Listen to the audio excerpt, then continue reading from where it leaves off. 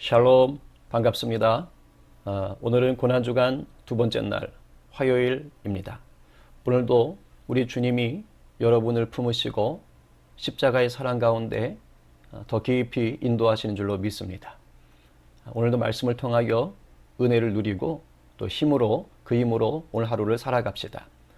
마태복음 23장 23절과 24절 말씀을 같이 읽고 또 말씀을 나누겠습니다. 자, 시작. 화 있을진저 외식하는 서기관들과 바리새인들이여, 너희가 박하와 회양과 근처의 11조는 들이되 율법에 더 중한 바 정의와 긍휼과 믿음은 버렸도다. 그러나 이것도 행하고 저것도 버리지 말아야 할지니라. 맹인된 인도자여, 하루살이는 걸러내고 낙타는 삼키는도다. 이제 화요일에 마지막 주간 화요일에 예수님과 관련된 사건이 이제 크게 세 가지입니다. 첫 번째는 예수님이 월요일 밤에 이제 숙소로 정한 베단이라는 곳에 가서 주무신 후에 이제 화요일 아침에 다시 예루살렘으로 들어오십니다. 이제 들어올 때 그 전날 저주했던 무화과 나무가 이제 다 말라 있는 것을 이제 제자들이 확인하는 그런 사건이 하나 있고요. 자, 두 번째가 이제 성전에 들어가십니다. 그래서 유대인 지도자들과 이제 여러 가지 논쟁을 하셔요. 그리고 그들의 위선을 꾸짖습니다.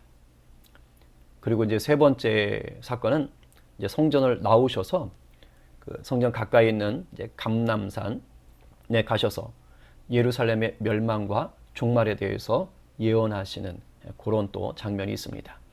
자, 오늘은 이 시간에는 이제 그 두 번째인 성전에서 유대인 지도자들과 논쟁하셨던 사건 중에서 이제 한 장면을 좀 나누려고 합니다. 여러 논쟁들이 있는데요. 그 중에 위선적인 종교 지도자들을 향해서 7번에 걸쳐서 화를 선포하시는 사건이 있습니다. 일명 7화라고 하는데 우리는 그 중에 네 번째를 좀 살피면서 오늘 우리의 신앙과 또 우리의 삶을 돌아보고 정비했으면 좋겠습니다. 다시 한번 23절을 봅시다. 화 있을진저 외식하는 서기관들과 바리새인들이여, 너희가 박하와 회양과 근처의 11조는 들이되 율법에 더 중한 바 정의와 긍휼과 믿음은 버렸도다. 그러나 이것도 행하고 저것도 버리지 말아야 할지니라. 여러분, 화 있을진저라고 번역한 이 헬러 원어는요, 감탄사예요. 매우 불편한 감정을 드러내는 감탄사입니다. 어우, 막 이런 거 있잖아요. 그러니까 우리가 그 위선적이고 아주 나쁜 사람을 볼 때 뭐 이런 말 하는 경우 있잖아요. 에라이 이 썩을 X야. 뭐 이런 거 있잖아요. 그러니까 이렇게 좀 자기도 모르게 너무 막 분노가 일어나서 툭 내뱉을 때 그런 식의 말인 것입니다. 당시 종교 지도자들의 이 위선적인 삶이 그만큼 예수님이 보실 때는 아주 악했던 겁니다. 그래서 7번에 걸쳐서 서기관과 바리새인들이라고 콕 집어서 당시에 이제 종교 지도자들을 꾸짖으시는 거지요. 그렇다면 이 7번의 화 있을진저라는 이 말이 오늘날에도 종교 지도자들에게만 적용되는 말씀일까요? 당연히 그렇지 않지요. 이 말씀의 초점은 종교 지도자들이 아니라 외식하는 것입니다. 외식은 뭐 집 밖에 나가서 밥 먹는 걸 얘기하는 게 아니죠. 외식은 위선된 모습, 거짓된 모습, 속이는 모습을 말하는 거예요. 그러니까 우리가 신앙생활을 하면서 위선된 모습을 가지고 있다면 오늘 이 말씀은 우리를 향한 것입니다. 오늘 이 말씀 앞에서 우리 안에 뿌리박고 있던 모든 위선들이 화들짝 놀라기를 바랍니다. 그리고 성령의 다스림 안에서 회개하고 교묘히 숨어있던 위선들이 그 뿌리째 다 뽑혀서 태워지기를 간절히 소망합니다. 오늘 이 네 번째가 다루는 외식의 내용이 뭡니까? 박하와 회양과 근처의 11조는 드리면서 정의와 긍휼과 믿음은 행하지 않는 삶입니다. 예수님은 11조보다 정의와 긍휼과 믿음이 더 중요한 율법이라고까지 하십니다. 그래서 자칫 이 11조는 안 해도 되나? 필요 없나? 이렇게 생각할 수 있지만 그건 아닙니다. 왜냐하면 예수님이 바로 이어서 그러나 이것도 행하고 저것도 버리지 말아야 한다라고 말씀하십니다. 그러니까 11조를 부정한 것이 아니고 그것도 해야 되는데 너희가 이것을 하지 않는다라고 얘기해요. 그래서 사실 이 네 번째의 말씀의 본질은 11조와 또 정의, 긍휼, 믿음 이것을 비교한 게 아닙니다.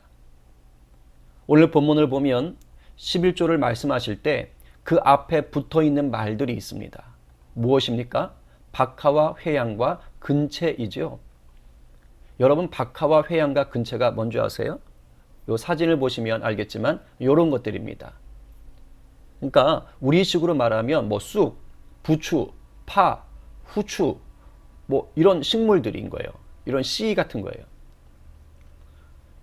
일종의 식재료, 향신료들이죠. 그런데 이 박하와 회양과 근체는 예수님 시대나 오늘날이나 이스라엘에서 아주 싸게 구입할 수 있는 재료들입니다. 식재료, 향신료죠. 지금 예수님이 이걸 가지고 말씀하시는 거예요. 그러니까 당시 종교 지도자들은 우리는 이렇게 값싸게 살 수 있는 식재료들의 11조까지 낸다 하고 자랑했습니다. 하나님이 모세를 통해 주신 그 11조 율법을 자기들은 이렇게 작은 것에게까지 철저히 지키고 있다고 일종의 뻑인 거죠. 그런데 예수님이 바로 이들의 이 자랑질, 이 부분을 언급하시면서 그들의 위선을 들춰내신 거예요. 겉으로 볼 때, 사람들이 볼 때 이들은, 종교 지도자들은 정말 아주 작은 일까지 율법을 철저하게 지키는 것처럼 보였어요. 정말 거룩한 사람들처럼 보였어요. 종교 지도자답게 보였어요. 그러나 주님 눈에는 이게 속이는 겁니다. 주님을 어떻게 속일 수 있어요? 주님은 다 아셨던 거죠. 주님은 이들이 율법 중에서도 자기들이 쉽게 지킬 수 있는 것들만 사람들에게 드러내고 나머지는 자기 만족과 이익을 위해서 교묘히 속이고 산 거를 아셨어요. 율법들을 자기 마음대로 취사 선택한 걸 아신 겁니다. 여러분, 11조 법을 우리 하나님이 제정하신 이유가 무엇입니까? 성막의 일을 온전히 섬기도록 부름받은 이제 제사장과 레위 지파들, 제사장을 비롯한 이 레위 지파들의 생계를 돕기 위한 거예요. 왜냐하면 레위 지파는 땅을 기업으로 받지 못했습니다. 그러니까 아무것도 없는 거예요, 재산이. 그래서 하나님이 이들을 먹이시려고 11조를 거두게 했던 것입니다. 그러니까 11조라는 이 법 속에는 하나님 사랑과 이웃 사랑이라는 이 정신과 실천이 다 들어가 있는 것이죠. 그런데 당시 종교 지도자들은 몇 푼 안 되는 식물의 11조는 아주 철저히 내면서 정작 뒤로는 온갖 비리와 부정을 행했던 것입니다. 마태복음 오늘 본문에는 나오지 않지만 같은 날, 마지막 날 이 화요일 성전에서 종교 지도자들에게 하셨던 얘기 중에 한 구절이 마가복음에 실려 있습니다. 마가복음 12장 40절을 보니까 그들은 과부의 가산을 삼키며 외식으로 길게 기도하는 자니 그 받는 판결이 더욱 중하리라 하시니라. 이 종교 지도자들에게 한 말이에요. 과부의 가산을 삼킨다는 게 뭡니까? 사회적인 약자들, 어려운 사람들의 재산을 갈취했다는 겁니다. 아니, 종교 지도자들이라면 오히려 일반인들보다 더 힘써서 사회적인 약자들, 어려운 사람들을 도와줘야 하는 것 아닙니까?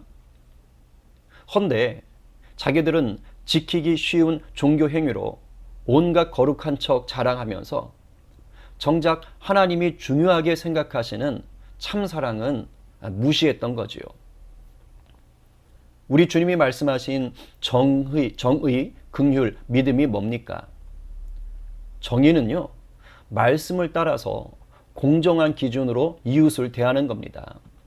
속이지 않는 거예요. 손해보게 만들지 않는 겁니다. 긍휼은 뭡니까? 어려운 자들, 공경에 빠진 자들을 불쌍하게 보시는 그 하나님의 마음을 품고서 내가 나의 시간과 물질과 체력 등을 들여서 돕는 겁니다. 하나님의 마음을 내 삶으로 실천해내는 거예요. 믿음은 뭡니까? 하나님과 이웃을 향해서 신실한 것입니다. 거짓이 없고 정직한 마음과 삶의 태도지요. 이렇게 정작 중요한 신앙의 대원칙이자 본질은 한 채 이것들을 잘 지키라고 주신 율법을 그냥 자기들 편한 대로 요리조리 칼질하고 그 중에서 원하는 것만 선택하는 겁니다. 그래서 24절의 비유처럼 하루살이는 걸러내고 낙타는 삼키는 그런 삶을 산 거예요. 맹인된 인도자여 하루살이는 걸러내고 낙타는 삼키는도다. 이 말이 무슨 말이냐면 예수님 시대만 해도 모세에게 주신 율법을 지키던 시대인데 특별히 정결법이라고 있습니다. 음식 중에도 먹어도 되는 정결한 것과 먹지 말아야 할 부정한 것들을 나눠 놓은 거지요. 이것이 사실 그때 큰 문제가 됐어요. 이방인들에게 선교를 하는 데 있어서도.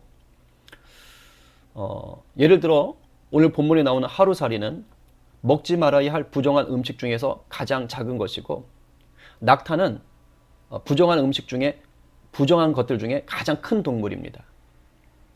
그래서 실제로 당대 정결법의 엄격한 바리새인들은 음료수 같은 걸 마실 때요, 이 벌레가 들어가 있을까 봐 헝겊으로 걸러서 마셨다고 합니다. 그 정도로 신경을 쓴 거예요. 그러니까 예수님이 당대의 사람들의 이런 모습들을 보면서 비유로 꾸짖으시는 거지요. 우리식으로 말하면 옷에 그냥 먼지가 묻을까 봐 아주 극도로 조심은 하는데 정작 이런 사람이 그 옷 입고 시궁창에 가서는 아무렇지도 않게 시궁창을 돌아다니는 것과 똑같은 거예요. 오늘 우리의 삶은 어떻습니까? 주일에 예배 드리는 것으로 하나님이 기뻐하실 만한 일은 다 했다고 생각하면서 나머지 그 일주일의 일상의 삶은 그냥 내 만족을 위해서 남들을 힘들게 하며 살지는 않습니까? 11조나 선교헌금, 구제헌금, 주일헌금 같은 것을 드렸다고 하면서 나머지 내 통장에 있는 돈은 그냥 아무렇게나 사용하고 있지는 않습니까? 세상에서 사는 삶의 자리에서는 나보다 약자라고 생각하는 사람들을 무시하고 함부로 대하면서 그냥 교회 성도들에게 좀 친절을 베풀고 좀 긍휼을 베푼 것으로 야, 나는 온전한 긍휼을 베풀고 있어. 나는 정의와 믿음을 지키는 사람이야. 이렇게 착각하고 있지는 않습니까? 혹 이런 모습이 우리 안에 있다면 주님이 오늘 말씀하신 화 있을진저 이것은 오늘 내게 주시는 말씀인 겁니다. 우리가 고난주간에 주님의 십자가를 깊이 묵상한다는 것은 다른 게 아니지요. 나를 위해 죽으신 그 십자가 사랑의 본질을 찾고 그 본질의 삶을 회복해 가는 것입니다. 오늘 우리 속에 남아있는 위선들이 십자가에 못 박히길 간절히 소망합니다. 나아가 나를 위해 흘리신 주님의 보혈로 날마다 깨끗해지길, 주님처럼 살아가길 간절히 소망합니다.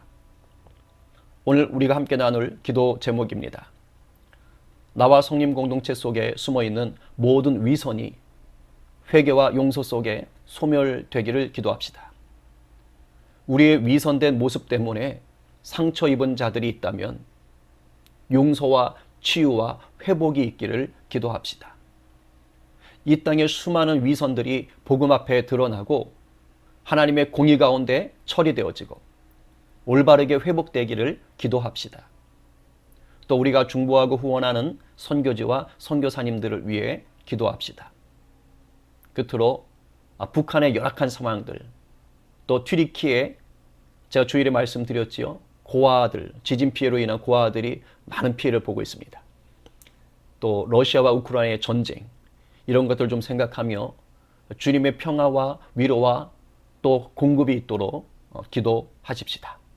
제가 기도하고 마친 후에 여러분들 좀 시간을 내서 좀 더 기도하시다가 일상을 시작하시면 되겠습니다. 제가 기도로 마치겠습니다. 주님 감사합니다. 오늘도 말씀을 통하여 우리에게 깨닫게 하시니 감사합니다. 이 고난주간에 주님이 이 땅에 왜 오셨고 왜 우리에게 말씀의 법을 주셨는지를 다시 한번 깨닫습니다. 하나님의 정의와 긍휼과 순전한 믿음 가운데 서기를 바랍니다. 주님 말씀 주신 것을 내 만족과 유익을 위해 그저 조금 지키는 것으로 만족하지 않게 하시고 위선된 삶을 살지 않게 해주십시오. 우리 안에 남아있는 위선이 있다면 성령님 오늘 깨닫게 하시고 회개하게 하시고 십자가에 못 박게 하시고 주의 보혈로 깨끗해지게 하여 주옵소서. 그리하여 우리의 삶을 통해 하나님의 사랑과 하나님의 공의가 흘러갈 수 있도록 붙잡아 주시옵소서. 감사합니다. 예수님의 이름으로 기도합니다.